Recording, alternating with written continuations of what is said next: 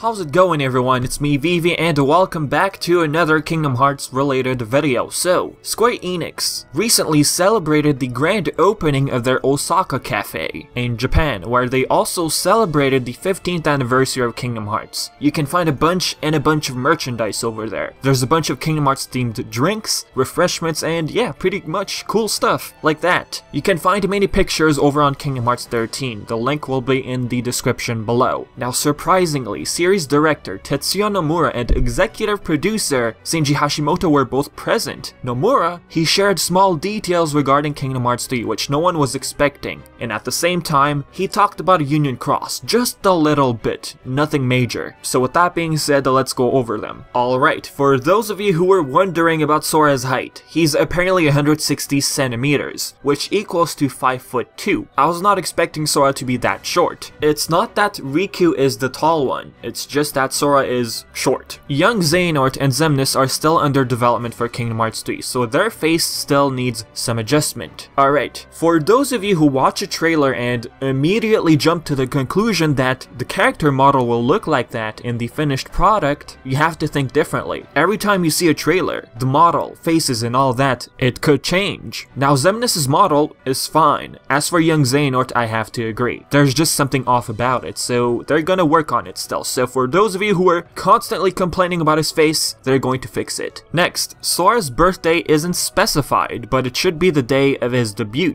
just as other Disney characters. The day of his debut, he's talking about Kingdom Hearts 1, and probably the release date, which is March in Japan. So for those of you who read horoscopes and stuff like that, Sora's an Aries. Alright, there you go. The costume of Kairi and Riku are not quite done as they're evolving every day. They will have a hood. Now, we did get a small teaser of their new outfits for Kingdom Hearts 3 in this piece of artwork. We can clearly see that Riku and Kairi have hoods on, so it's no surprise. Xehanort should be over 180 centimeters. For those of you who want to know that information, there you go. Honestly, heights, I don't care. I find this information useless. It doesn't add anything to the lore, nor does it answer any question, but let's just call these fun facts, right? Unless the Keyblade chose Sora because of his height. It all makes sense now. The Keyblade chose Sora because he's 160 centimeters tall. The Keyblade has a height preference. Just kidding, let's move on. Although D23 has been confirmed in the past to present new information on Cage 3, it is undecided where information will be revealed next time. Now, Tetsuya Nomura said in the past that the next Kingdom Hearts 3 report would be in 2018, implying actual news and new trailers, I think. Should we expect any sort of news before 2018? We don't know and they don't know, so if you are looking for an answer, there it is. The game is planned for 2018, right? It's crazy if you think about it. It's been so long. Kingdom Hearts 3 is finally going to release soon. Well, what I mean by so long is that fans have been waiting for Kingdom Hearts 3 for years now. No, I'm not saying that the game has been in development for 10 years. No, the game started production in 2013, that we know. But to have an actual numbered title after so long, that's what I'm trying to say. No, 2.5, 1.5, 0.2, 2.8 don't count. I'm talking about the actual number 3. Anyhow, the game is planned for 2018. Still sounds crazy to me. They're planning something huge at D23, this Kingdom Hearts fan event, which will take place between February 10th and 12th in Japan. And I think they're going to reveal the actual release date, which I'm thinking is late 2018. Also, Nomura said that all worlds might get revealed up until launch. But how though? 2018 is soon, but in my opinion the game will get released late 2018. If so, they still have the time to reveal each world monthly, like reveal one world each month, after the announcement of the actual release date. Okay, but what about the element of surprise, you guys might ask? Actually, Nomura answered this back in July during an interview. I don't think we'll be keeping any worlds secret until the game is released. I think we will be introducing them leading up to launch. Nowadays,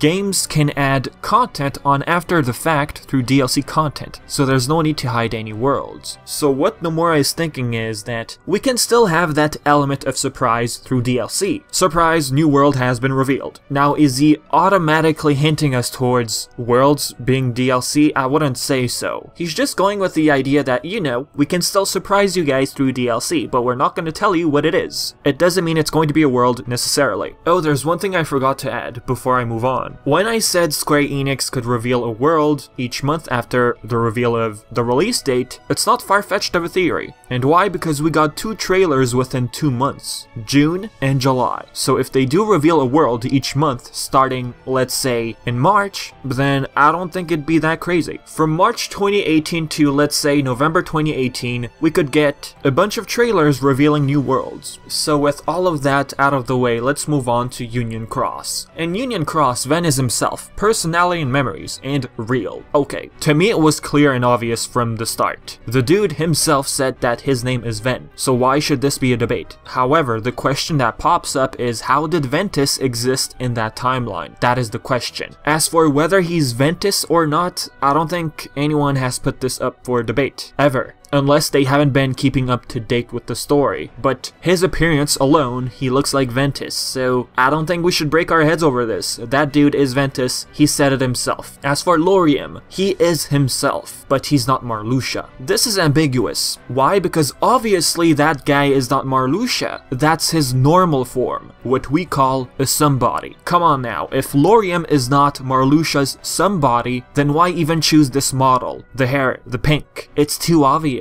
What Nomura is trying to say is that this guy, technically he's not Marluxia, but he does have a huge connection. That connection being that he's his normal self, not as nobody. Just like how Lee and Axel are not technically the same person. So no, I was not expecting this guy to be Marluxia, but it's his somebody who somehow found his way into the timeline of Birth by Sleep, just like Ventus. That's what gets us confused right now. Next, Union Cross's story will not be completed in KH3. Not everything will be said in KH3. Okay, alright. This one was also obvious, I think. KH3 is the end of the Xehanort saga, and this was stated a very long time ago. Everything that has to do with Xehanort, it will be solved in KH3. All organization members, Xemnas, everyone who was part of that group, their stories will be covered, according to Nomura. Backstories, that's what I mean. Pretty much, Union Cross is its own thing right now. Its mysteries, its story, it will be solved in the future. It's not going to be tied to Kingdom Hearts 3. And what do I mean by tied exactly? The Master of Masters. He will not be present in Kingdom Hearts 3. Only the box. The Master of Masters will be left for the future, maybe Kingdom Hearts 4, maybe he's the true villain. Xehanort could have been a pawn this whole time. The big baddie is yet to rise. And like I said, it could be MOM. And we have to admit, we all love this guy. Not everything will be said in KH3. Everything we've learned so far from the main titled games and what people call spin-off games, they will be covered and solved. All the questions you've had with these games, they will be solved, hopefully. One problem though, people who only played the numbered games, they will be lost. If Union Cross will be dealt with, let's say Kingdom Hearts 4, people who haven't touched Union Cross, they're just going to get completely lost. So the question now is, how did Ventus end up in the timeline of Birth by Sleep? Same goes for Laurium. This will not be explained in Kingdom Hearts 3, that's what Nomura meant. All of the questions you have about Union Cross, they will not be in KH3. Well, not all of them. So what Kingdom Hearts 3, aka the end of the Xehanort saga, will focus on is finding Ventus, finding Aqua and Terra, reuniting everyone together, and of course dealing with Xehanort, once and for all. Now does this have anything to do with Union Cross? Not really, because we're dealing with Xehanort. Everything that has happened so far is because of Xehanort. Anyways, the biggest question right now regarding Union Cross is how